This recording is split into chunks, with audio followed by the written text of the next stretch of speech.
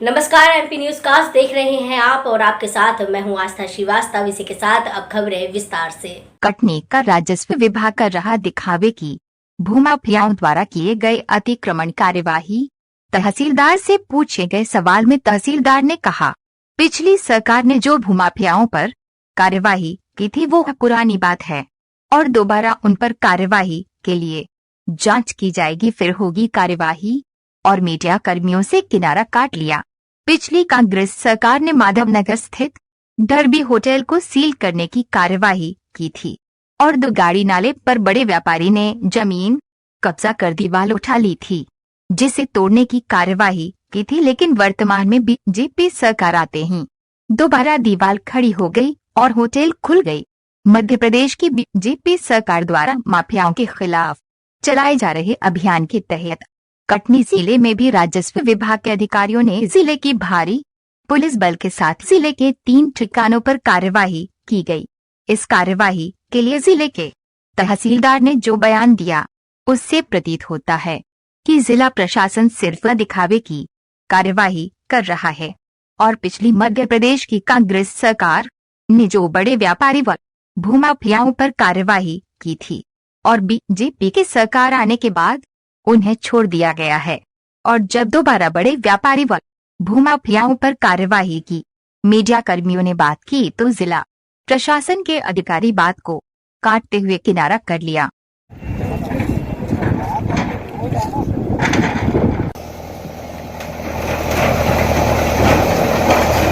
तो करीब 28 मकान उनके तोड़ दिए गए हैं, शासकीय भूमि पर थे। और चूँकि इस तरीके से पुलिस में उनका आपराधिक तत्व में रिकॉर्ड में थे, इसलिए 28 लोगों के मकान वहाँ पे तोड़े गए हैं। दूसरा आप देख रहे हैं मिश्रा ढाबा जो ये चाका नाका के पास है, यहाँ पे कम से कम आधा एकड़ ज़मीन में उनका ढाबा और शेड और बना के कब्जा किया था। तो उनके खिलाफ़ भी बेदखली का आदेश पहले से पारित था न्यायालय से, तो उनका तोड़ दिया गया है। और ये आप बगल में देख रहे होंगे, ये नर्सरी है शासकीय, यहाँ पे वृक्ष लगे हुए हैं, ग्राम पंचायत के द्वारा फेंसिंग कराई गई है। तो यहाँ पे ये दिलीप परोहा जी कम से कम 1.5 एकड़ ज़मीन में ढाबा और अपना अन्य उपयोग करके कब्जा किए थे, तो इनका तोड़ दिया गया है। और इसी के सामने पे शासकीय भूमि में ये एक ट्रांसपोर्ट वाले अपना शेड बनाए थे, तो HPR नाम से, तो इसको भी तोड़ दिया गया है। जिले में अभी और जिले में और भी कार्रवाई होगी, हम आपके माध्यम से और अवगत कराएंगे लोगों को।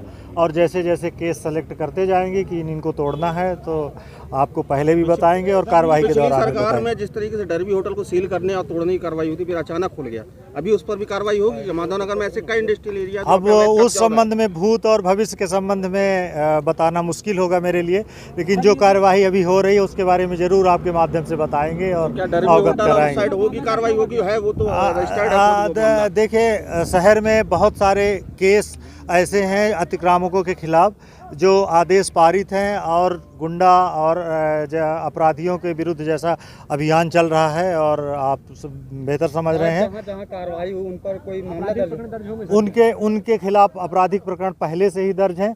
जो आज सराय मोहल्ला में वहाँ पर रेलवे स्टेशन के पास हुआ है, वहाँ थाना कोतवाली में कई मामले उनके दर्ज हैं। आज ये कार्रवाई इन पर भी दर्ज होंगी। ये इन पर मामले दर्ज, इन पर ऑलरेडी भू राजस्व संहिता की धारा 248 के तहत शासकीय भूमि पर अगर कोई कब्जा करता है तो उसके विरुद्ध बेदखली के आदेश पारित हैं इन तीनों के खिलाफ।